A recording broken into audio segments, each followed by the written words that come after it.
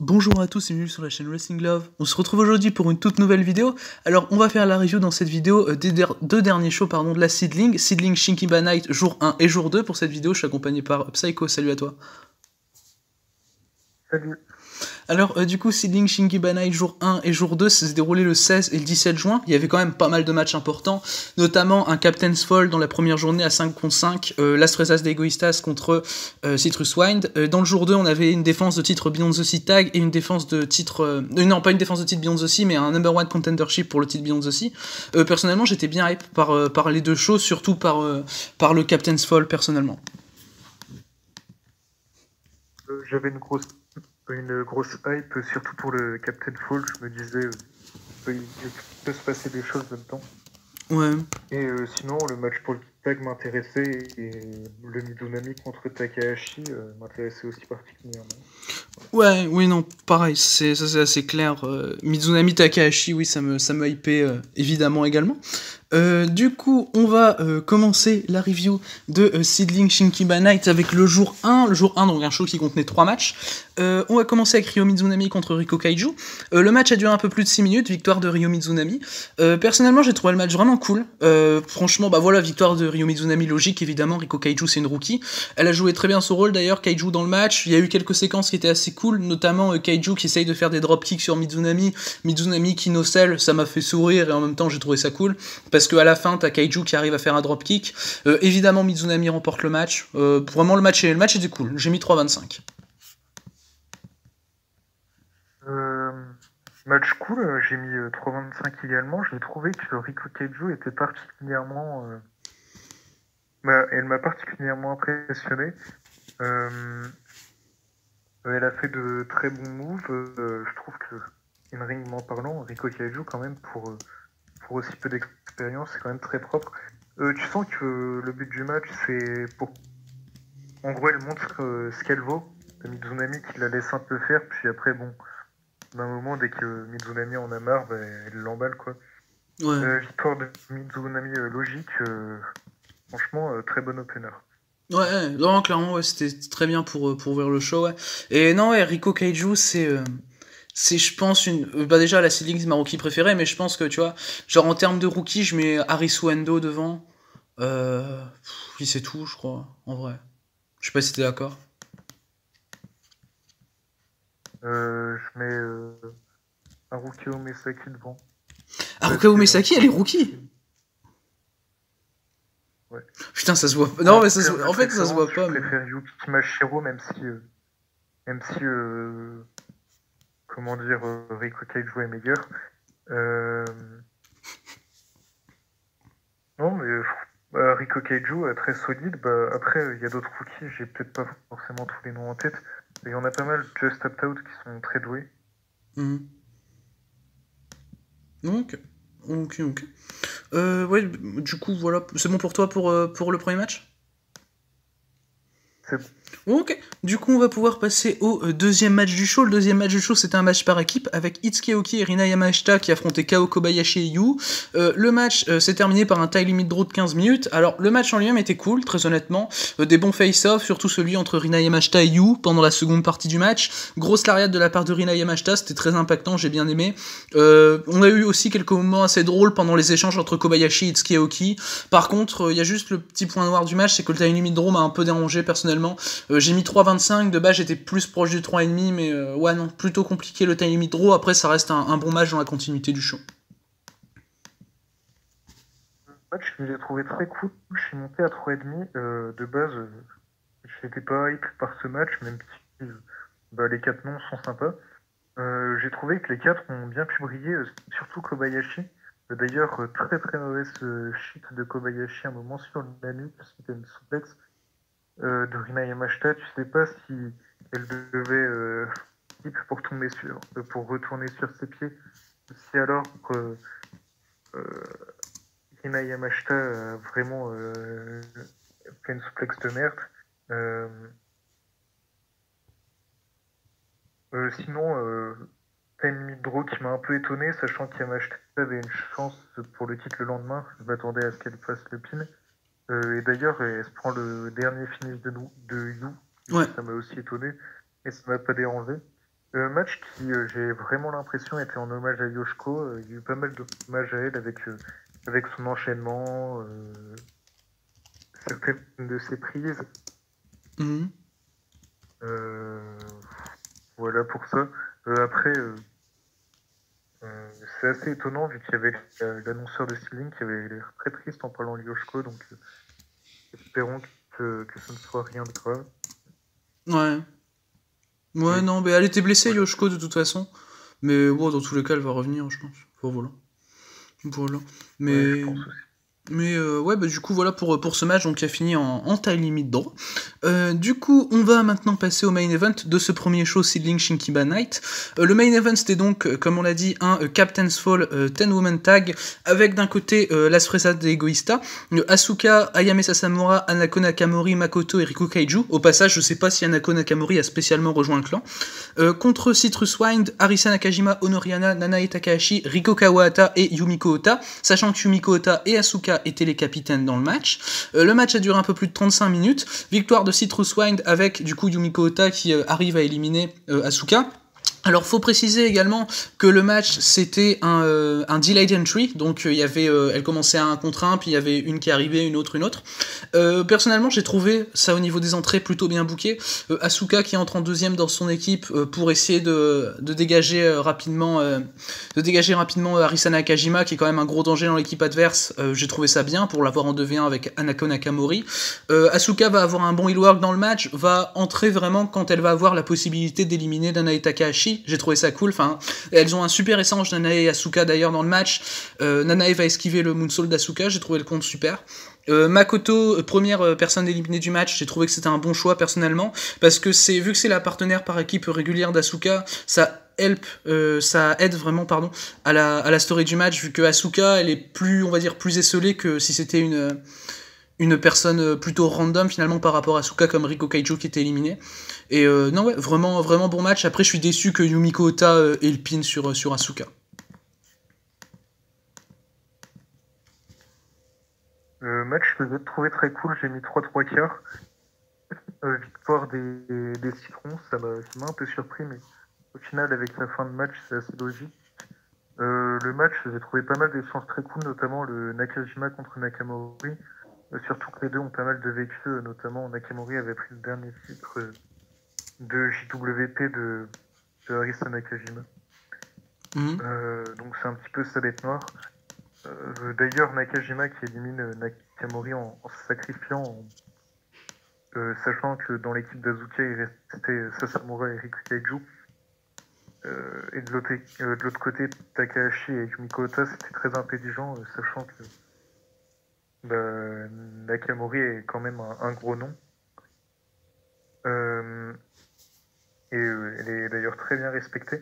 Nakamori, est-ce qu'elle a rejoint les fraises égoïstes? Je ne sais pas. Étant donné que le lendemain, on en reparlera, elle aidait les fraises égoïstes dans un match où elle les accompagnait. Je pense que oui, elle les a rejoints. Après, peut-être pas officiellement, mais pour moi, elle les a rejoints. Ou en tout cas, elle les rejoindra. Sinon, ouais, elle les rejoindra sinon. En tout cas, pour reparler du match, les échanges étaient très cool. Les deux premières dans le ring, c'est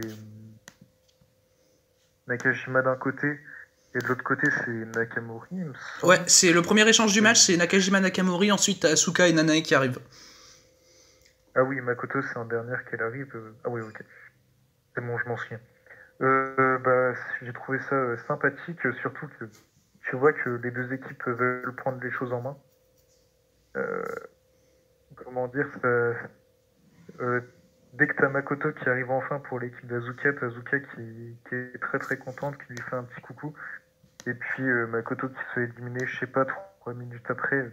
C'était cruel, mais c'était sympa. Tu sens que Azuka elle est dégoûtée suite à ça. Et on peut dire tous les plans tombent à l'eau. Sinon, comment dire, le reste, c'était cool. Riko Kawahata, lorsqu'elle est rentrée sur le ring, nous a fait une petite Mad Seidel, bon, en moins pire. ouais, c'est vrai, avec son botch. un springboard dropkick, mais Ouais, c'est un peu loupé, puis après, elle a recommencé, elle a réussi. Riko Kawata, non, cette fois c'est Riko Kaiju. Quand elle est rentrée sur le ring pour faire face, Riko Kawata, il voulait faire une roulade pour arriver plus vite sur le ring, sauf que elle l'a un peu raté, elle est tombée bien sur le dos, du coup ça a claqué. C'était assez marrant. Non, sinon, les échanges entre jeunes et entre plus expérimentés étaient très cool. Que Yumiko Ota fasse le pin sur Azuka, ça ne m'étonne pas, sachant qu'elle va avoir un match pour le titre le lendemain. C'est plutôt logique dans l'ensemble. Voilà, victoire des citrons. Et d'ailleurs, après le match, t'as Azuka qui se fait un petit peu humilier par les citrons. Et Ouais. c'était marrant. Ouais, c'était drôle, elle se fait mettre avec une espèce d'écharpe, de grand truc, je sais pas comment appeler ça, un grand truc bleu dessus, et c'était très drôle. Mais par rapport à Yumiko Ota qui gagne le match, en soi, je comprends la logique, tu vois, mais donner un pin comme ça à Yumiko Ota, avec... je sais pas si c'est vraiment elle qu'il faut mettre en valeur, quoi, pour le coup. J'ai du mal, personnellement.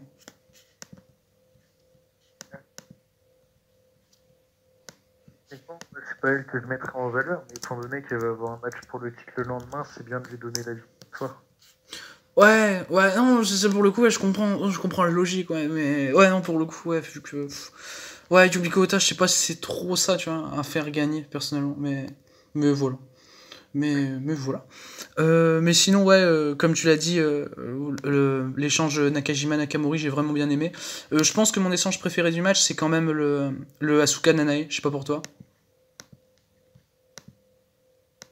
Bah, c'est Kajima Nakamori m'a plus marqué, mais le Azuka Nanae devait être très cool. Ok. Ok. Du coup, bah voilà pour ce main event, donc remporté par Citrus Wind. Du coup, le premier show de Shinkiba Night de Seedling, dans l'ensemble, moi j'ai trouvé personnellement bien cool.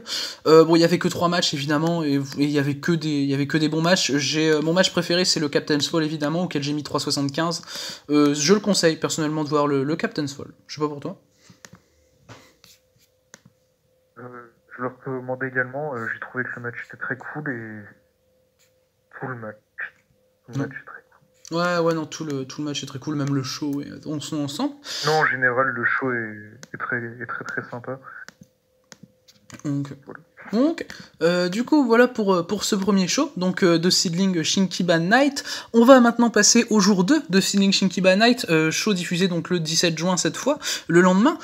Du coup, en opener, on avait un high speed 5-way match avec Ayame Sasamura, Itsuki Aoki, Kao Kobayashi, Riko Kaiju et Riko Kawata dans le match. Le match il dure un peu moins de 9 minutes, victoire de Kao Kobayashi. Personnellement, j'ai trouvé que c'était un bon match.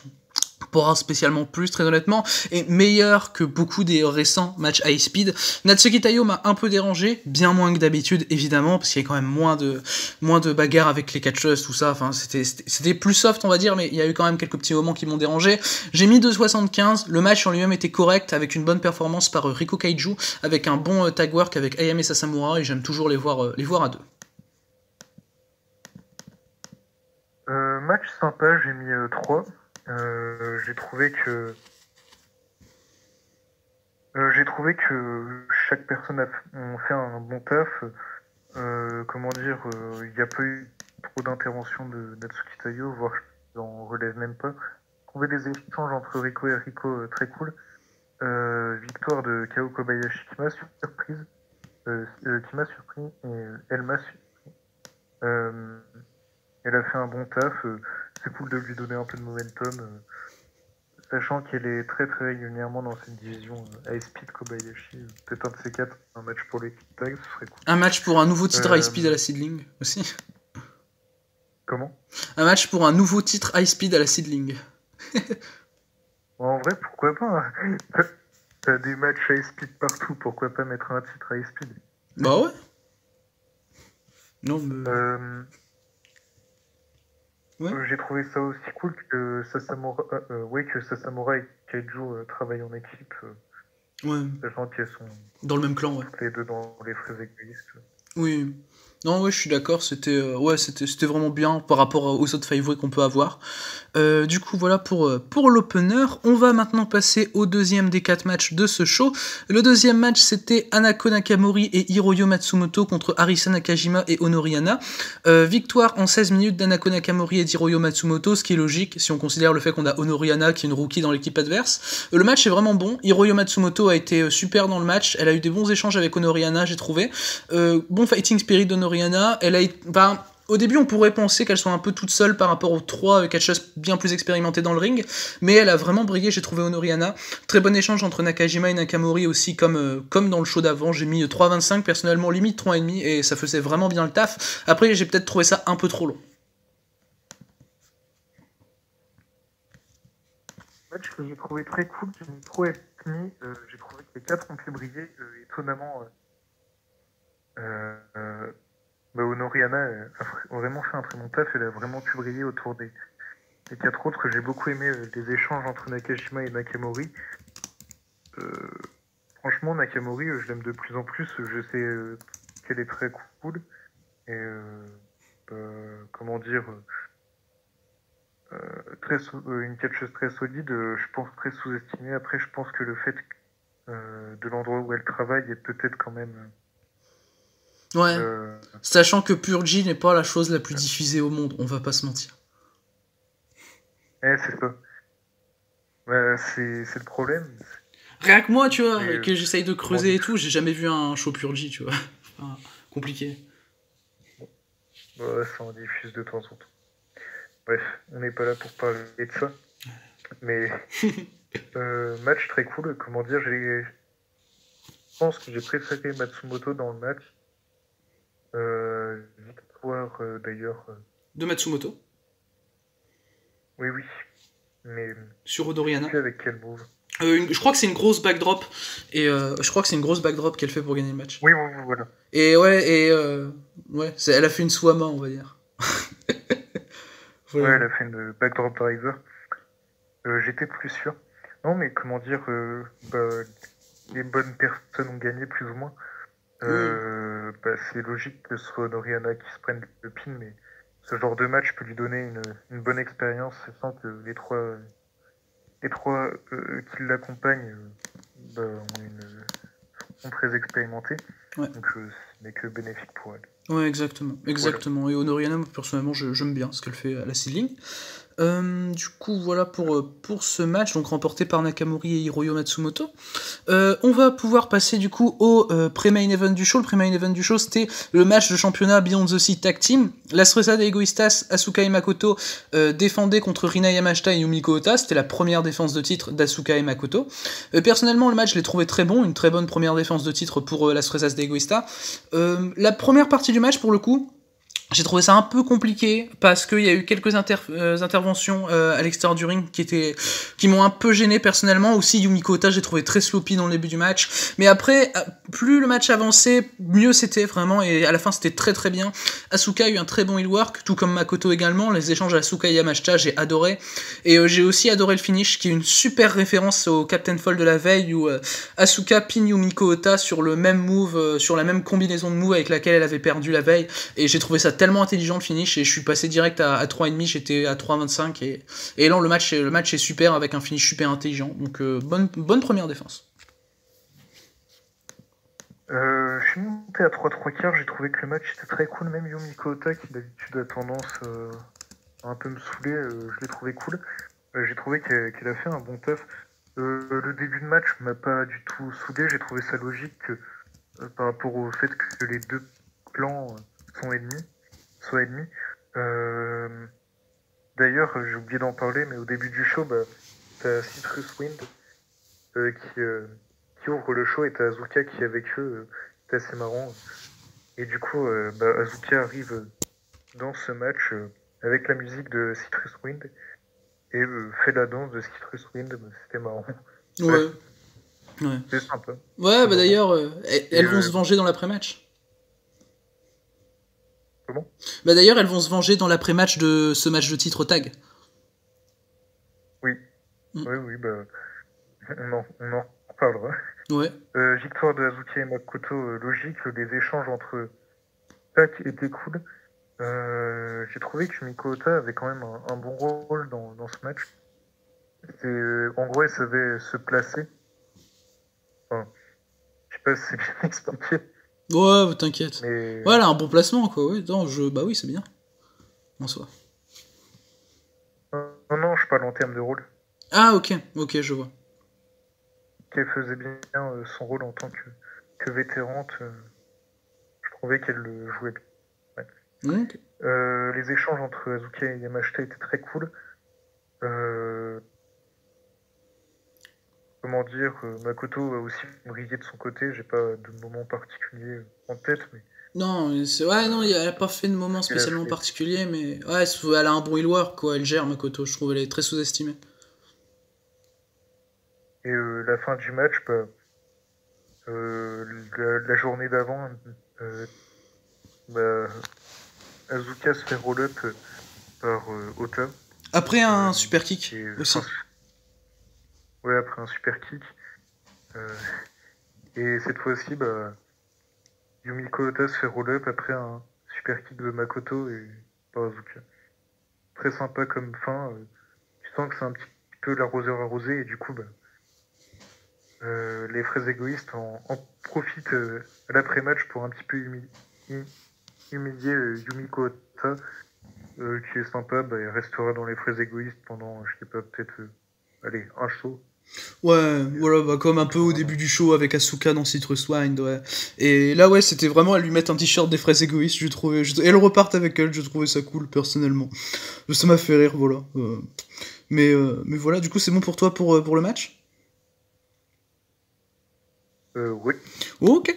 Du coup, on va pouvoir passer au main event de ce deuxième show. Le main event, c'était un number one contendership match pour le championnat Seedling Beyond the Sea, donc le championnat d'Asuka.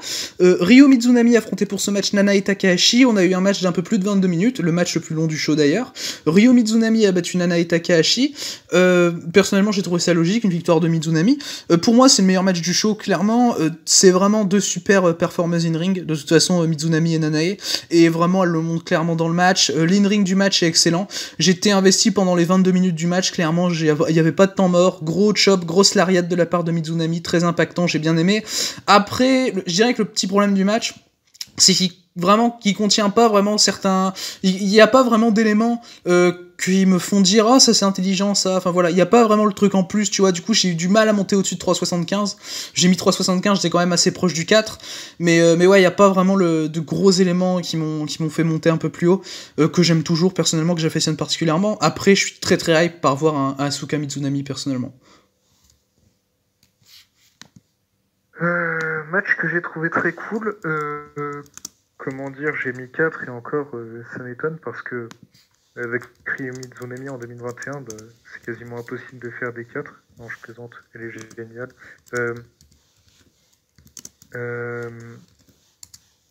Comment dire, j'ai trouvé que le match était très cool, très rythmé. Mais en gros, c'est vraiment le genre de match qui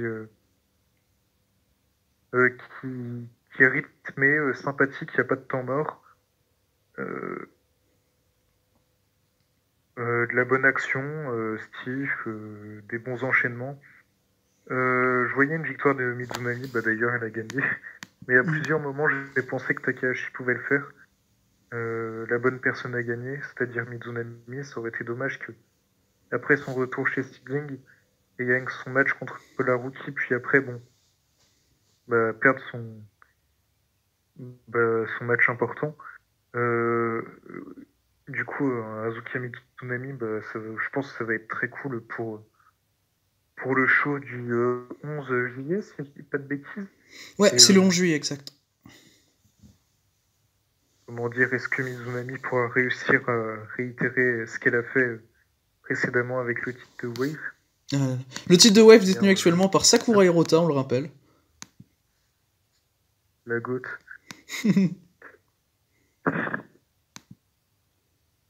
Non, du coup, je ne pense pas. Après, je pense qu'on fera les pronostics. Bon. Ouais, ok. Bon, sinon, que dire de plus dans le match? Bah, nouveau finish de Mizunami qui est très cool. Il n'y a aucun défaut à ce match, je trouve. 4 mérités. Ok. Vas-y. D'ailleurs, dans l'après-match, lorsque Mizunami et Takahashi, en gros, t'as Takahashi qui râle un petit peu après sa perte, puis après, qui encourage Mizunami à battre Asuka, lorsqu'elle lui serre la main, t'as Nakajima qui arrive et qui brise ce serrage de main.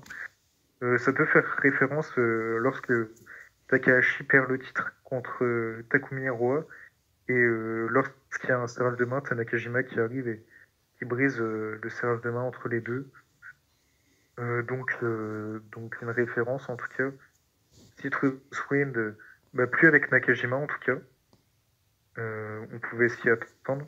Et du coup, on aura un match pour le show des 25 ans de Nanae Takahashi. Nanae Takahashi contre Arisa Nakajima. Ça peut être très sympa et quelque chose me dit que la gagnante aurait une chance pour le titre Beyond the Sea, ce qui serait plutôt logique. Mais en tout cas, hâte de voir ce show. Déjà, les 2 matchs annoncés sont plutôt solides. Ah oui, là, niveau solidité, là, je pense que c'est compliqué de faire plus, ouais, en effet. Arisa Nakajima contre Nanae Takahashi et Asuka contre Ryo Mizunami, ça passe. Comment dire, j'ai hâte d'être au chaud. Ah oui, j'ai l'impression que la carte, ça passe. Hein. Ouais, non, moi aussi, j'ai bien hâte d'être au chaud. Ouais, Arisa Nakajima contre Nanae Takahashi, ça me hype bien. Asuka Mizunami surtout. Et un petit pronostic pour quel autre match pourrait avoir lieu Je sais pas. S'il y a un singles match, en vrai, peut-être un Riko Kaiju contre Riko Kawahata. Je sais pas. Ça pourrait être sympa. Moi, je pensais à un match High Speed où tu aurais Sakura Hirota dedans. Oh merde. La revanche contre Great Sasuke. Et Sakura Hirota gagnerait avec une olive comme dans le show Gaia Is. Non, justement, changement de booking. Great Sasuke se vengerait et gagnerait avec une olive. Oh merde. Quel enfer. Bon pronostic, hein. Bon, j'espère que ça arrivera pas ton pronostic, hein, bizarrement. Bizarrement. Réalité, je pense qu'il y a moyen que Nakamori ait un match. Je sens quand même si Nakajima va avoir un match contre Takahashi, je sens qu'il y a un truc qui va quand même se continuer avec Anako Nakamori. Sinon, un petit Riko Kaiju contre Riko Kawahata, ça pourrait être bien sympa. Non, ouais, je suis d'accord. Je suis assez d'accord. Du coup, par rapport au show dans l'ensemble, Seedling Shinkiba Night jour 2, le show dans l'ensemble était vraiment cool. Je pense que j'ai quand même préféré le jour 1. Mais celui-là reste très solide également. Je conseille personnellement de regarder les 2 derniers matchs, les 2 matchs importants, on va dire, de la carte, qui étaient vraiment très bien. J'ai trouvé les 2 shows globalement très cool. J'ai préféré le deuxième, notamment par rapport au main event et le pré-main event que j'ai trouvé très cool. Très hypé pour le prochain show Seed et comment dire, si je devais vous conseiller, ce serait les 3 derniers matchs du show 2 et les 2, en gros le pré-main event et le main event du show 1 et le deuxième match, troisième match et main event du show 2. Voilà. Ok. En vrai, je vous conseille de juste regarder le show. Ouais, juste regarder les 2 shows, ouais, parce que en vrai les 2 shows sont cool dans l'ensemble, y a pas de mauvais match. Ouais, je suis assez d'accord. Du coup, c'est bon pour toi ? C'est bon. Ok, parfait, mais du coup, voilà pour cette review, donc de Seedling Shinkiba Night jour 1 et jour 2. J'espère qu'elle vous aura plu, merci à vous de l'avoir écouté, merci à toi, du coup, Psycho, pour ta participation. Et du coup, d'ici les prochaines vidéos, je vous dis à la prochaine. Bye tout le monde.